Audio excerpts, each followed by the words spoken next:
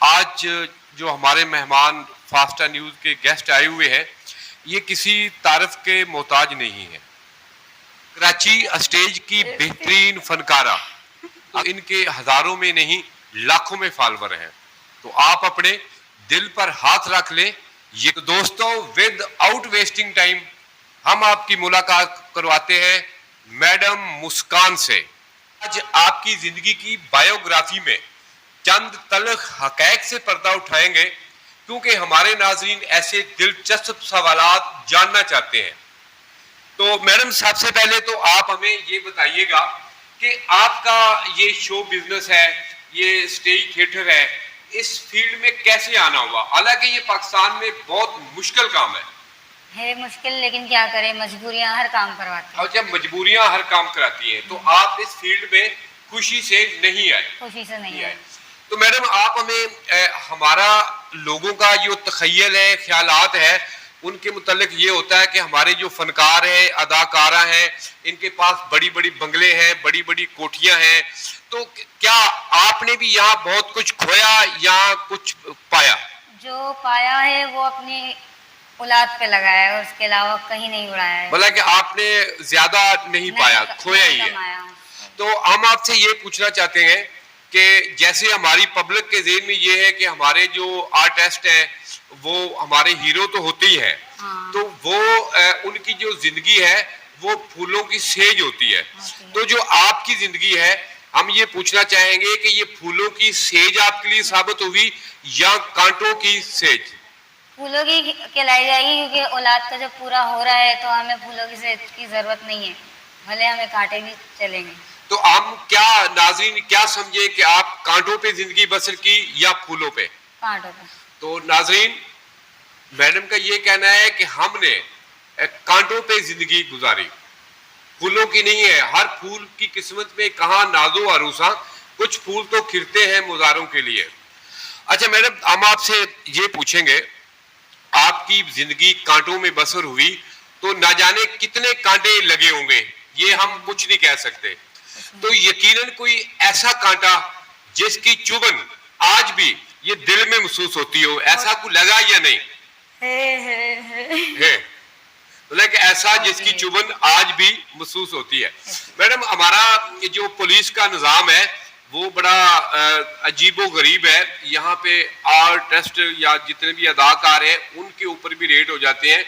तो कभी ऐसा हुआ है कि आप टिकटॉक बना रहे हो, किसी जगह पे डांस कर रहे हो, तो एक पुलिस ने भी वहां आके रंग में भंग डाल दिया हो? हाँ, हुआ ऐसा। ऐसा नाज़रीन, ऐसा होता रहता है, जो हमारे जो फनकार है उनके साथ पुलिस रंग में भंग जरूर डालती है। मैडम जी उनका भी सामना करना पड़ता है, क्योंकि जब हमें पता है कि कंडीशन क्या गुजर रही है तो फिर हमें उनका भी सामना करना पड़ता है। अच्छा, हमारी जो पब्लिक है इनकी जो सोच होती है वो भी नेगेटिव होती है, पॉजिटिव नहीं होती। तो क्या आपके साथ ऐसे वाकयात होते हैं कि आप डांस पार्टी पे गए हो, स्टेज पार्टी पे गए हो, कि वहां पे लड़ाई झगड़ा गुथम गुथा और जहां पे आप अपनी जिंदगी को बचा के भागी हो? हाँ, हुआ है, ये सीन भी हुआ है। एक बार हुआ था कि लड़ाई झगड़े होने के बाद कलाशन निकाल ली थी किसी ने, तो हम लोगों को किचन में जाके छिपना पड़ा था। तो नाज़रीन, 2 लड़कियां थी। ये सारे अदाकारों के साथ ऐसे नित्य रोज नए वाकयात जन्म लेते रहते हैं जो मैडम आपको बता रही है।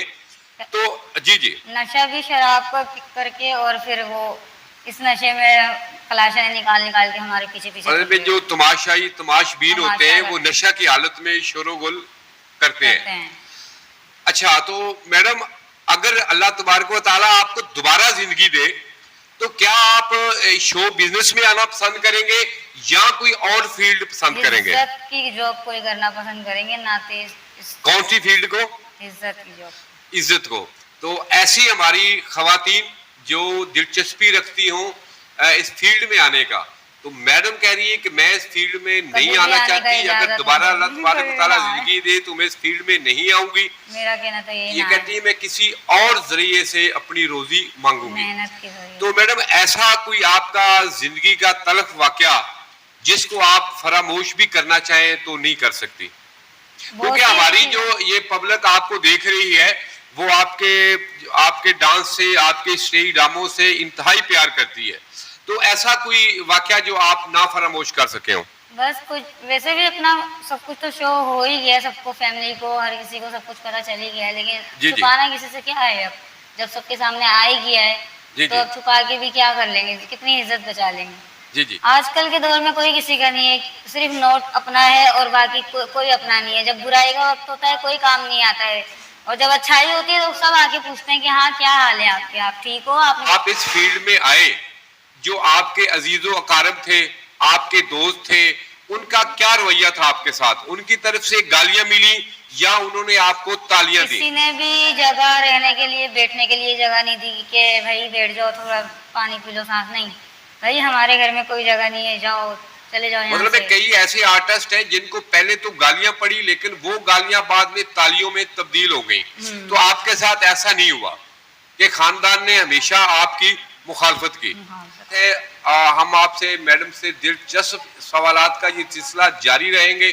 अगर आप भी हमें कोई कमेंट्स बॉक्स में कोई सवाल पूछना चाहें या मैडम की ज़िंदगी की बायोग्राफी में कोई चीज़ पूछना चाहें तो आप हमें कमेंट्स में कर सकते हैं। मैडम आपके हर कमेंट्स का जवाब देगी।